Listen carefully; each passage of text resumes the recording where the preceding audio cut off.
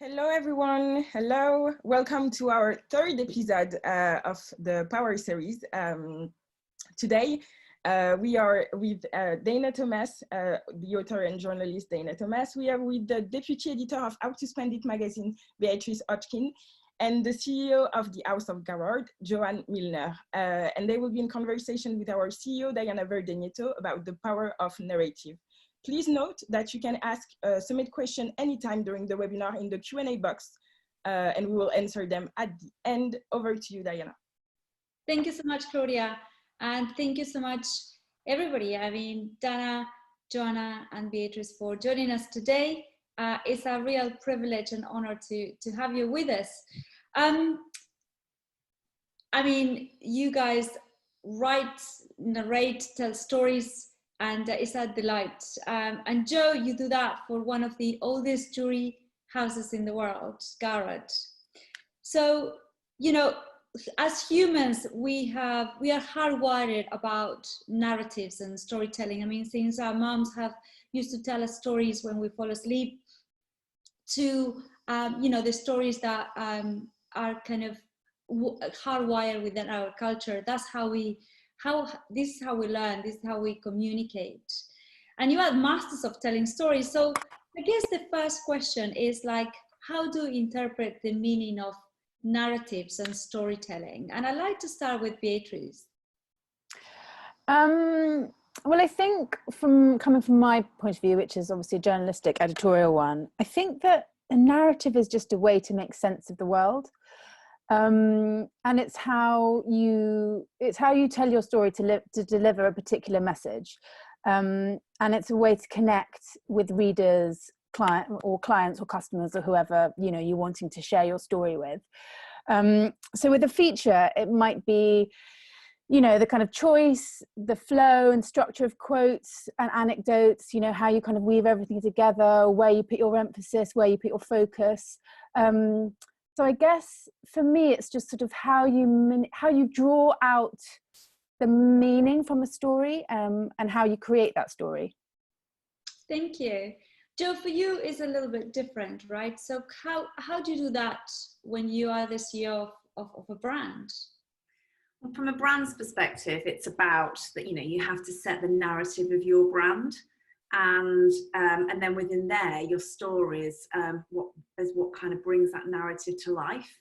So, you know, from a Garrard perspective, being the longest serving jewellery house in the world, we have almost 300 years of stories, but those stories have to be in context and have to connect with the audience and with, you know, with your, you know, future or current clients and consumers. And so for that, it's what is the overarching narrative, and that's got to be something that resonates, because otherwise the stories are just stories. They're just stories about something that happened, and they've got to really connect with your end audience, and that, you know, that's got to have meaning to your brand. So for Garrard, it's very much, you know, around the trust, around the authenticity that comes with a brand that's been around for so long.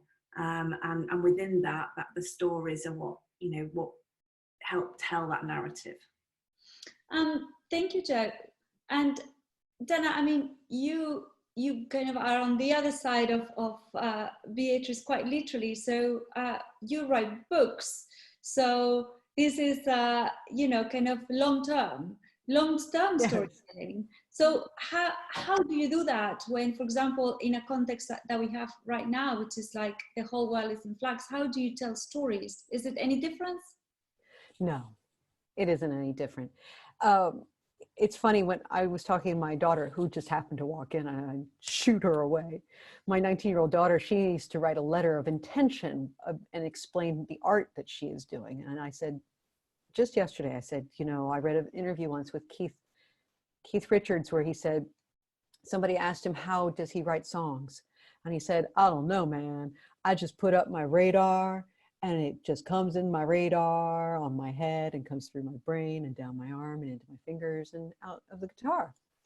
And I thought, you know, that's exactly how, you know, I write a book or an article or you know, anything really. The material tells you what needs to be said and how to say it, and you have to be in tune with it, and makes you you have to be very sensitive, and it will guide you. It will guide you. The other example I gave my daughter is that you can go in the garden and try to make a bouquet that you have in your mind, and then those flowers don't exist, or you can go in the garden, see what's growing, and from that build your bouquet. So, the material will tell you what you're supposed to be doing, but a narrative, sometimes you don't even know what the narrative is until you're done, which is really a funny thing. Like with my first book, Deluxe, it wasn't until I had been talking about it on a press tour for a month that I realized that the narrative was the line, the thread, as you would say, through it was the sacrificing of integrity for the sake of profit. Though I'd been working on the book for 3 years, I hadn't realized that was the narrative thread that tied it all together. I just knew that something was tying it together, and I had to respect it. And I think that's what we do, is we have to respect the narrative, because it will tell us what needs to be said. I just have to totally agree with you on that. I always find it fascinating, like when you've interviewed somebody or you're editing a piece, and it's sort of like you're rifling around. You've got the material and you're just rifling around for what that key thing is that will be the thread that kind of leads you through. And I think it's really important to say that it isn't always immediately obvious. And actually, so spending a bit of time and exploring the material and thinking about it and being aware of like the context it's in is so important, isn't it? About finding the narrative that then, back to what Joanne was saying about really connecting with people. It can take a while, but then when you hit on it, you're like, yes, that's what it is. And it does, it's a nuanced thing. It takes a bit of kind of testing and feeling your way. So what do you think, what are the narratives and the stories, well, we know the stories, but what are the narratives that are coming up from today's situation? What do you think is different? What do you think is changing? And I like to start with Jo, because you come from a brand context, so I like to start with you, and then actually I like to go to Beatrice after. So over to you, Joanna. Yeah, from us, obviously we work with broad range of people, from from my team through to the end client, with partners, with and I think from a business perspective, what is coming out of it on the whole, there is always exceptions, but on the whole is coming together, is looking at, okay, what is important to us right now? What is important first and foremost is that we, as many of us that is possible, keep safe. And therefore, what can we do? And I think it's taken away a little bit of sometimes, even people that maybe have been adversaries at times, is okay, let's put that aside. What are we going to do to come through this? And the way in which we connect with our audience on that as well has slightly changed, because we're not, to be honest, as a brand, all of our narratives around connecting with the client, but it's what that connection is right now is slightly different. Not entirely different, but slightly different. It's got a different nuance to it. And so that, I think, has been a big focus for us. And it's given us an opportunity to look back on our history, because, we've been through world wars, and it's okay, so what did Garrard do then? What was our role? What is our role now? How has that changed? And it's actually fascinating, because some of those stories that come out of it, which points back to what everybody else has been saying, is forming our narrative at this moment in time. So that's been really interesting. And also, what do we do? People are at home, they want to connect, they cannot come into the boutique. Therefore, what can we do? So the creative director, Sarah, has put together mood boards of some of her favourite pieces. And we've had clients sketching what their interpretation of those pieces are and sending them in, and Sarah then featuring her favourite one on our Instagram stories. And none of it's about, a particular product, none of it's about sales. It's just about connecting and letting people know that we are there for them. Even if our particular product isn't going to go into the NHS, it can't be used to save lives, but it can be used for a purpose, and we're finding our purpose for this moment. I mean, beauty has a purpose everywhere. Beauty. That was what I was about to say. Makes you happy looking at, you know, pretty dresses or jewelry or anything else. I mean, from even going out, like going outside the garden, going to the park, you know, whatever it is, beauty has a definite role into lift everybody's kind of mood up. And it's also about, sorry, is about making sure that we deliver on what is essential to that person. And you know, we had to deliver wedding rings for a wedding that was going ahead in China. Beautiful. And being able to pull out all of the stops to get that wedding ring to China under very challenging circumstances, and we did it. And I think, you know, that's a story that will come back in years to come of when we're telling the narrative of being a trusted brand. That's the kind of thing that we're looking for, to tell those stories. I think that to sort of jump in, but like, you know, from our point of view, we, in the current circumstances, so we had all our kind of stories commissioned and planned for the months ahead. And then not only did we have the challenge of going into lockdown and getting the magazine out with us all with us all working remotely from home, but also we had to look at our sort of slate. And then back to what Dana was saying about, you know, you have to put the antenna up and say, hold on a minute, the mood has changed, the feelings have changed. And those stories, it's not just they're about art exhibitions that are no longer happening, or they're about traveling when we're traveling. Yeah. There's also just sort of lots of other small elements within features that they didn't become redundant. They just either needed to be repositioned or retooled or just, you know, put on ice for a while because they just didn't really fit the mood. And then we sort of started looking at stories, you know, brands with stories with, you know, that could tell stories that really connected with what the mood of the moment is. And things like those stories about, you know, Garrard's effort to, you know, get a wedding ring to someone in China is like those kind of stories that you wouldn't have necessarily thought about before suddenly have a kind of resonance. And you were talking about also, you know, Garrard's survival over the course of history. Like that was exactly what happened to me when I'd interviewed somebody with the feature was going ahead, and then I called them back up when we went into lockdown and actually found out about how they had survived the Great Depression and 2 world wars and what they were doing in this crisis. And then that became the new angle of the story. And it was a lot of the information that I used in the original interview was relevant, but it's, you know, back to Dana's comment that, you know, that narrative changed, and the relevance of, you know, of the kind of the thread through suddenly had a new kind of potency, and that's what you needed to kind of bring to the fore.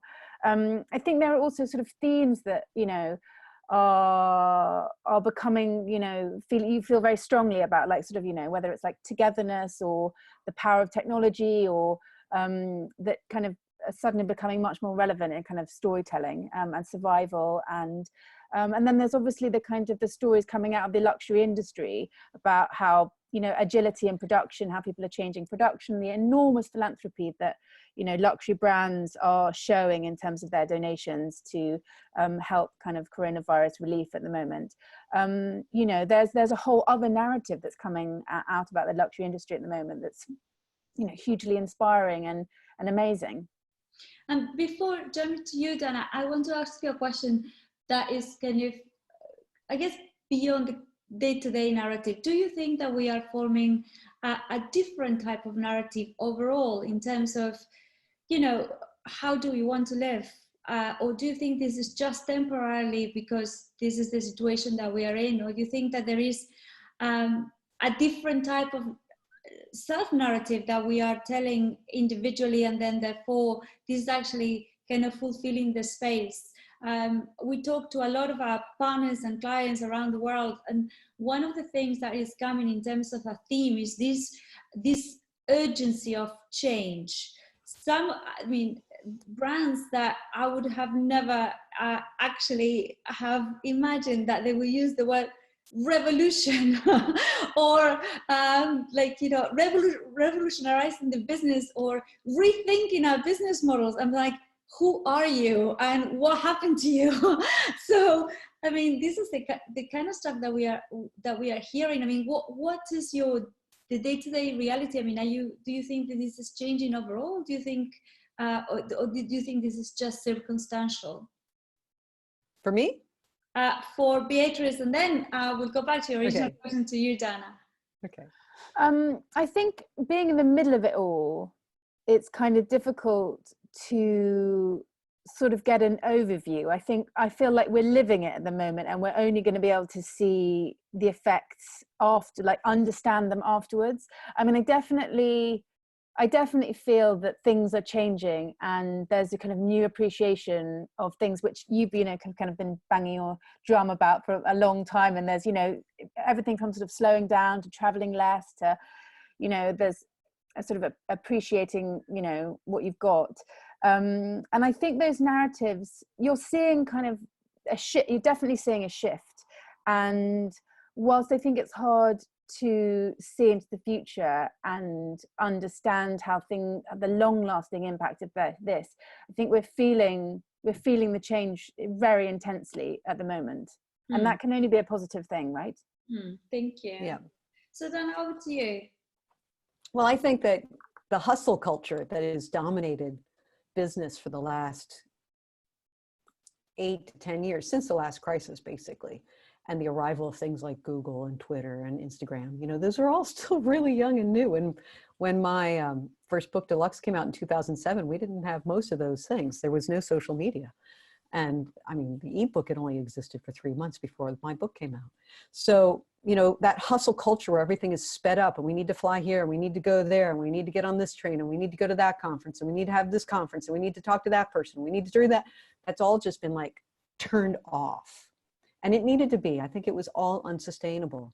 At the pace that we were going, it was unsustainable. And it's, so I think that people are going to rethink their approach to life, which of course means they're changing their everyday narrative, their life narrative, their career narrative, and what they're trying to project.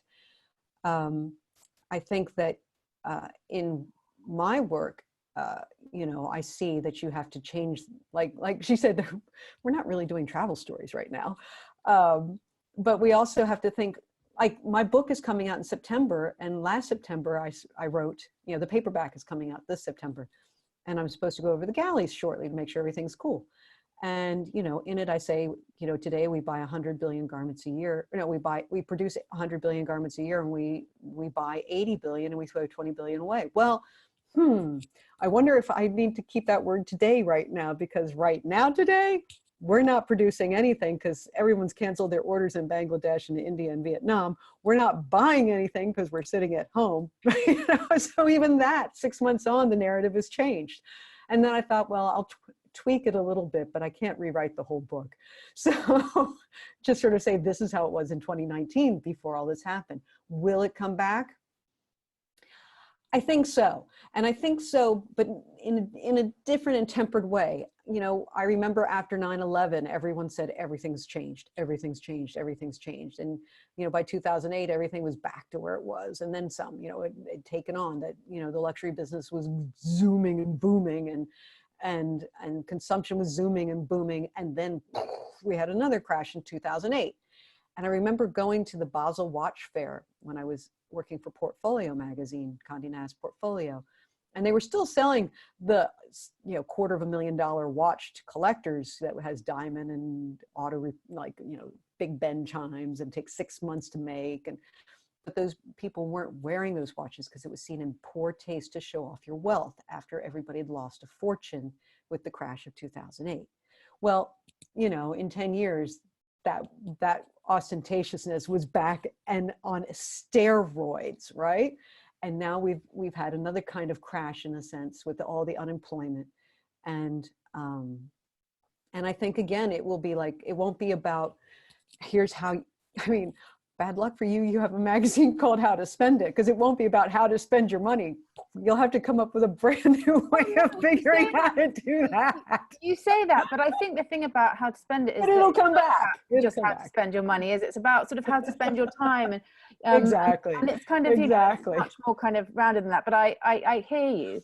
I mean, I think with all of we'll have to change the way we think about what we mean when we say how to spend it. Yeah.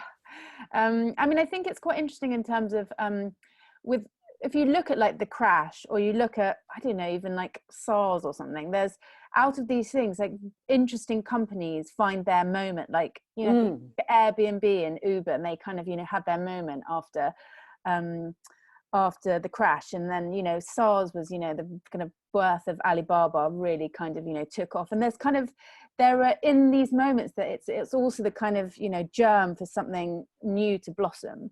And I think that, you know, there will be people who, you know, thrive. And I mean, Zoom, for example, you know, there will be, you know, institutions and organizations that, you know, really kind of use this in a positive way, and it's the making of them. Something like How to Spend It will carry on well because it's part of the newspaper, and you get it, you know, it's got its big structure. But I wonder about glossy magazines, because here we are all doing everything online, and I wonder how glossy magazines are going to rethink their entire business model in order to remain. Yeah, I mean, it's interesting. I mean, our print circulation in the UK went up last weekend. And, you know, that's just really interesting, isn't it? It's just like, you know, this kind of moment, everyone at home, actually, they wanted to turn to print more. So they're kind reading books. Yeah, and reading books, exactly. Anyway, sorry, Diana. So I just think it'll be interesting. This is all going to, you know, everyone's going to have to rejigger. Well, the thing is, we have been having this conversation since the year 2000, when, you know, we all went to being digital and move forward. And what's happening in this world today is very polarizing. So we swung on one side, and now we are in the exactly opposite side of the pendulum. And the conversations about digital, this has been going on literally since the year 2000. And the year 2000, and I don't know, my co-founder is the founder of a company called Top Table, Open Table now, when she kind of sold the business. And Karen used to do an aggregation business model and convince companies back then that to have a website. And nobody wanted to have a website because it was not relevant. And then we talked about websites, and we talk about data and so on. So this conversation of digital is been going on for a long time. It's not a new conversation. The only thing is, because there is no the opposite. There's no tension between the online or the offline world, in a very old-fashioned way, she says. The default is what wasn't to be the default before, which is digital. But I think, I mean, and this idea of buying and not buying, I mean, although sustainability is the bread and butter of what we do, I'm not an advocate about not buying. I'm an advocate about buying better. Buy better. The reality is that every time that we have this stop, like for example, we talk about Bangladesh and China and India, the reality is that the gap between the rich and the poor, it will widen, and those countries will be even more. So it's not about whether you buy or you manufacture or you cancel the orders or not. It's about how do you do it, how sustainable it is, what the quality of those garments are. And actually look at this middle ground, because there is a business model where you can have, you know, great economic growth with actually caring about the environment and also society. That triple bottom line is no utopia. And what I hope that we get out of this crisis is the possibility to actually go to something that is actually more sustainable, perhaps slower, but actually more tangible for the future and future generations. Better for the planet and better for humanity. Absolutely. And on the name of commerce, I'll go back to Joanna. and this is, I can't believe that it's almost time to actually, I'll ask questions and then move to Q&As. But I wanted to ask you, Joanna, about visualizing narrative and the power of words and the stories that you tell. And also, what are the top tips that you will be giving to brands, small or big, into how to, I will use the word survive for better word, or navigate the environment that we're in, because this is not going to last forever, but there is a now and there is a future. So how, as a business owner, how do you do this? Well, I'm finding, you know, like any other business owner right now and anybody else in the world, and I think this is a very good leveler, is that nobody has been here before. So we are all working out how to navigate this. and none of us, as Beatrice said, knows what the future narrative will be. But I think I think it's great sometimes in the moment to think this is going to, it's a bit like when you have a holiday and you think, when I get home, I'm going to do this, I'm going to do that. And then before you know it, you're back where you were. And I think that will happen because, and also I think what it will do is it will allow us to just take this time to really build the brand. And I think focus on your brand, and the sales will come afterwards. Now, you know, don't worry about where the next sale is coming from. Think about how you communicate, because right now you have an audience that has got more time to engage than it's ever had. So engage. Don't worry, you know, what the end sale is going to be, because they will come back. They always do. But now just take that time and take it as an opportunity where your consumers are not in their normal fast-paced world, and embrace it as an opportunity. Amazing, thank you so much.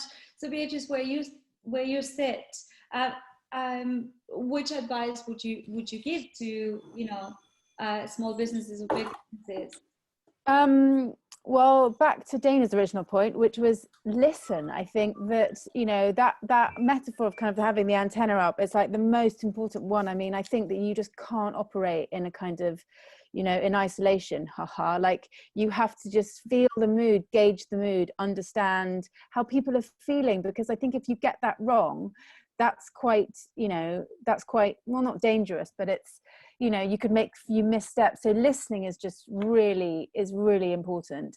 I think having a clarity and focus in your messaging, you know, something simple, something strong, something powerful that really kind of connects with your audience is really important. I also think showing, not telling, is really important. Like, I think that, you know, you can tell people things, but if you kind of show by examples, and, you know, then they can work it out for themselves. And I think that that's much kind of less sort of patronizing and kind of way of you know, sharing your information with people. Obviously, I think kind of originality is really important, because, you know, you have to say it in your own way, in the own way that feels authentic and true to like your brand. And, you know, so that combination of originality and personalization, I think, is really important. You have to understand what makes your voice and your message and your story, your narrative unique to you, and how you connect with your particular kind of audience or client or customer. Like that's a, you know, that's a unique thing. And I think you have to, you know, that's a special thing only you can work out. So I think that's probably, from my point of view, my key things to share. Thank you. I would say, you know, carrying on with that idea, the idea of authenticity and integrity are super important to anyone's narrative right now, no matter what they are doing in any kind of business, or because in this sort of environment where people are sick and people are dying and people are losing their jobs, you can see right through the fakeness. Yeah. And the inauthenticity, yeah, and the greed. It's just laid bare. So you have to really be honest, yeah, in whatever you're saying and doing, because otherwise you're going to come off shallow and frivolous and dishonest. And that ties really nicely with Joanna says, like, be your authentic and just don't worry about the outcome. Exactly. And actually do it for the right reasons, which is actually enjoy to stop and have the conversation. Yeah. And it doesn't really matter why. I mean, actually, I have to tell a story about Beatrice. So I met Beatrice at a dinner, and I have a rule. So every day I call a friend, you know, I have spoken recently or not. And then I pick up the phone to somebody I met once or twice that I don't really know very much. And I got the telephone number and I call her and I said, hi, I don't want anything. I don't need anything. And I just kind of liked you and you were interesting. Shall we talk? And she thought I was completely insane, but she embraced it gracefully. No, we had a great chat. And this is how this actually came out. But this is the golden rule to keep saying. Just pick up the phone and talk to people, and discover them, because you never have enough hours in the day to discover anyone. And this is the time in which you can actually discover the person. No, hello, how are you? What do you do? What can I get out of it? How much money you earn? But it's like, you were quirky, quite funny. I kind of like what you said. And then actually chatting, this came out, but it was not in the agenda. So taking time, I think, is probably, and be authentic is probably the best, I guess, takeaways. And I'd like to turn it to you, to the audience, and just ask questions, as many as you can, and we'll, some of them I will ask to the panel, some of them the panel will actually answer them directly. So there is a question for Joanna, which says, charming story about the wedding ring, but this is a positive luxury talk after all. So how do Garrard feel about the ethics and footprint of sending a ring across the world when the resources should be used for more essential services? Question mark. Question also applies to more sustainable practices, and how are they tackling this? So the first thing I would say before handing over to Joanna is, Garrard has been a member of Positive Luxury for 5 years, maybe, I can't remember. And the rest, I will hand it over to you. Yeah, I mean, it's a really fair question, and obviously sustainability is important and still needs to stay on the agenda, even though at the moment, obviously, there's strong focus from everybody, quite rightly, on the here and now. But what is essential is different, and I would say that to somebody, their wedding was essential, and they had made the choice to have some bespoke wedding rings made by Garrard. And sanity is essential. And right now, keeping positive and keeping sane are really essential things. And so I think let's not lose sight of what's important. And while at Garrard we try to do everything we can, you know, to do things in the most sustainable way that we can for our business, I accept that it's not always perfect. And I think there's very few out there that are perfect. And sometimes on the sustainable agenda, that can be part of the challenge. It's about, you know, not just from a business perspective, from a personal perspective. If you try and do something, even if you're not getting the whole way there, it's better than thinking, I can't do it all, so I'm not going to do anything. And if we all did something, then that would have such a huge impact on the sustainability of the world. And so let's all focus on as much as we can do, while accepting that and striving to do more, but accepting that we may not be able to do everything. Thank you. And then, do you think, and this is for whoever wants to pick up the question, do you think do you think individuals should use narrative while repositioning themselves within their careers? And if so, would you have any advice on how to do it? Yeah, I think so, because you have to tell your own personal story. Yeah, exactly. And so if you're telling your own personal story, you have to rewrite your story. I woke up this morning and started thinking, do I still want to be a beat reporter, or is this going to turn me into an activist? And if I'm going to be an activist, then what will that look like? You know, you write down your outline, or you talk to yourself, because how else can you pitch what you want to do to someone else if you don't have the story inside you? I think, sorry, go on, Beatrice. No, go. I was going to say that, you know, you change throughout everybody's life, your narrative changes. There's different things. There's things that are personal to just you. There's something like this that is life-changing for most people. And it gives you an opportunity to reflect and think, is the narrative what I want it to be? And the only person who can change their narrative is themselves, be it personally or professionally. So now is a really good time to reflect. And going back to your story, you even change your narrative when you go from single to married. With your wedding rings. Yeah. So yeah, it's all about I think taking the opportunity to look at it and decide. And for some people, it will confirm their narrative. So you know, speaking personally rather than professionally, Now I have a 2-year-old, and sometimes I think, oh, you know, should I be rethinking my career? Should I be going out to work every day? Am I missing something? And I think for me, this time has confirmed that actually I like being in the office. I like being around my colleagues. As much as I love being, you know, here, it's good because it's taken away the angst that I had of thinking, how am I making the right life choice here? And it's like, yeah, I am.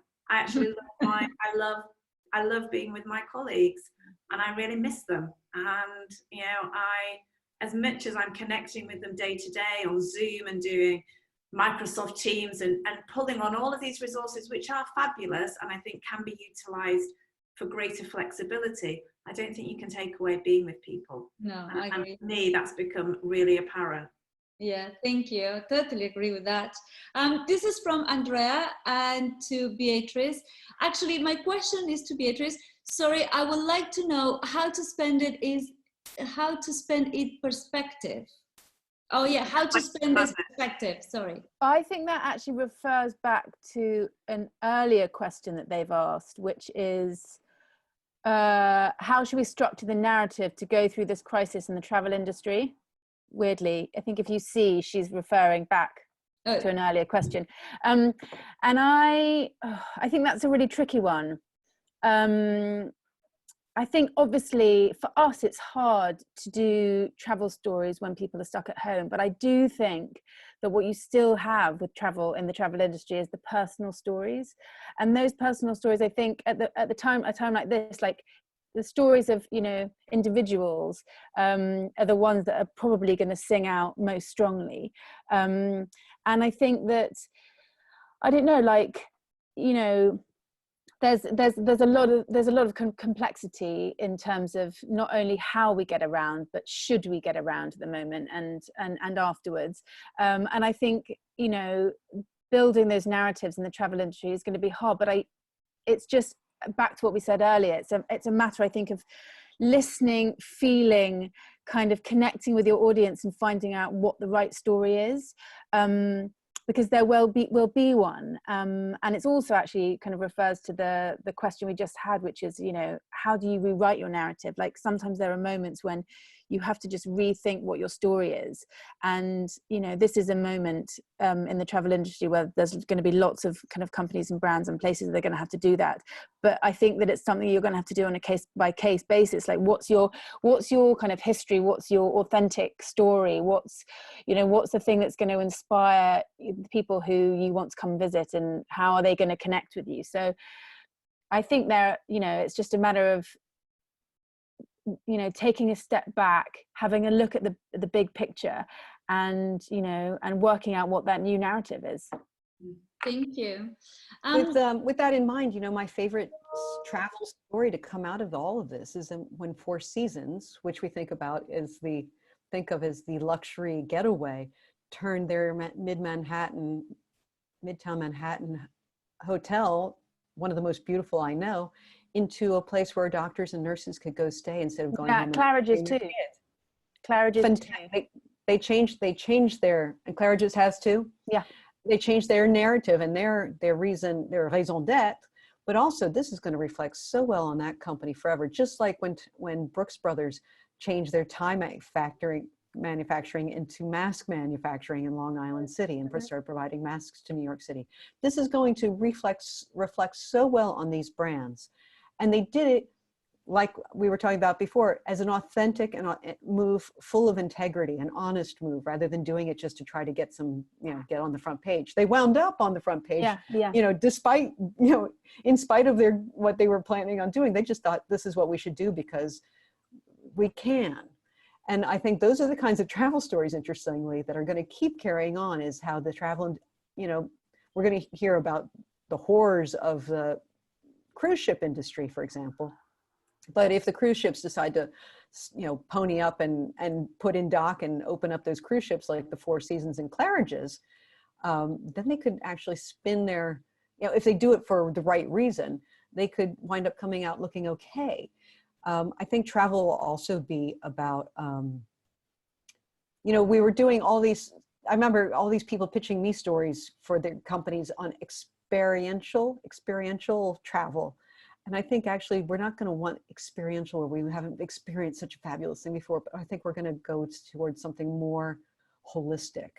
I wouldn't be surprised that like there were more trips to places like the Grand Canyon and the pyramids and, you know, sort of holy places. Thank you. There's a question about how can we access the webinar later? Please sign up to our newsletter, positiveluxury.com. Look up for where to sign up to our newsletter, and we will be sending the links and the story of the webinar later on. I think is either Friday or Monday. The last question I think that we all have time for is like, do you think, and this is for the three of you, do you think that the sustainability narrative has been put on hold or suffering because of this, or do you think this will continue? Just look out of the windows. Look how blue the sky is. I mean, if anything, it reconfirms the need for all of the things we were trying to do before. You know, we've stopped traffic, we stopped flying. Look, immediate impact. And I think for that very reason, it's put sustainability, you know, it never left the agenda, but it's on it. And I think it's given people who maybe didn't understand or didn't appreciate, or it wasn't on their personal agenda, I think it's made them realize how, as I say, every little thing we might do makes an impact. I agree. It's changed the narrative of sustainability. The porpoises in the canals of Venice. Yeah. I mean, if there's an ad campaign to make your company more green, it's that. And you can see, a friend of mine told me in Paris today, you can see to the bottom of the Seine for the first time in who knows how long. So, and they're fish again. So maybe they're all we were, but we just didn't see them. I think, no, I read a really interesting piece by David Chang, the chef in New York, you know, as Momofuku and all these very cool, this restaurant company. And he's afraid that the only restaurants that are going to survive are the big chains, because they have the deep pockets to get through this, and that the mom and pop places and the farm to table places and all that's going to collapse. But I don't think so. I think if they do collapse, it'll be a temporary collapse, and then it'll come back even stronger, because we'll be thinking more local, we'll be thinking more clean and green.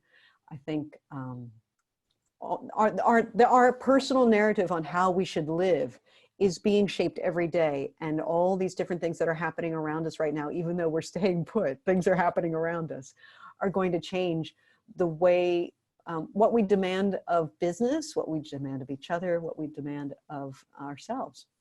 And it will be a greener point of view. Thank you. Beatrice? I mean, I just have, I agree with both Dana and Joanne. Yes, I think that from an editorial perspective, there's obviously interesting stories coming out of this. I think in the exact moment, it's probably not the top of the agenda, but I think that that's only in the kind of the frenzy of the kind of crisis. I think that these stories are happening, are continuing to be they're continuing, but I think that they will, you know, their moment will come possibly a little bit further down the line, especially when we get a broader understanding of kind of the whole situation. I definitely don't think that they have been sidelined or they will be, you know, put on the back burner. I think that they possibly, the sort of stories aren't having, you know, making front, you know, headlines in the way that they might have done, but they will do, I think. Thank you. And I think for where we sit at Positive Luxury, I mean, I have been working in sustainability for 23 years. And when I started my career, I was like, you know, banging my head against a brick wall every single day, because people didn't even understand what I was talking about. And what I come to conclude today is that I agree with you that there will be an appetite for more sustainability. I really hope that brands realize the difference between doing and saying that they will do. At Positive Luxury, we have, as Joanna knows, a very rigorous assessment in which we look at impact. What are you physically doing to minimize your impact in the world? So we don't need another pact. We do not need another agreement. We don't need any more signatures to anything. We need companies to act, because there is a massive difference between doing and saying. And that say-do gap needs to be narrower. And this is my venting for the day, and I apologize for it. So I just want to say thank you to Beatrice, Joanna, and Dana for this fantastic hour or half an hour time that you have allowed us to escape daily grind. And I pass over to Claudia. So thank you very much. Thank you. Thank you. It's been a pleasure. Thank you all. Thank you, Dana. Thank you, Joanne. And thank you, Beatrice, again. Thank you all for joining. We want to hear from you. Please DM us, email us at hello@positiveluxury.com. We are happy to answer any question. Our next webinar will be next Thursday at 2 p.m. And we'll be discussing the power of digital communities with 3 special guests. Please sign up to our newsletter today to receive your special invitation. Thank you all again, and stay safe. Thank you. Have a lovely day. Thank you. Bye. Bye.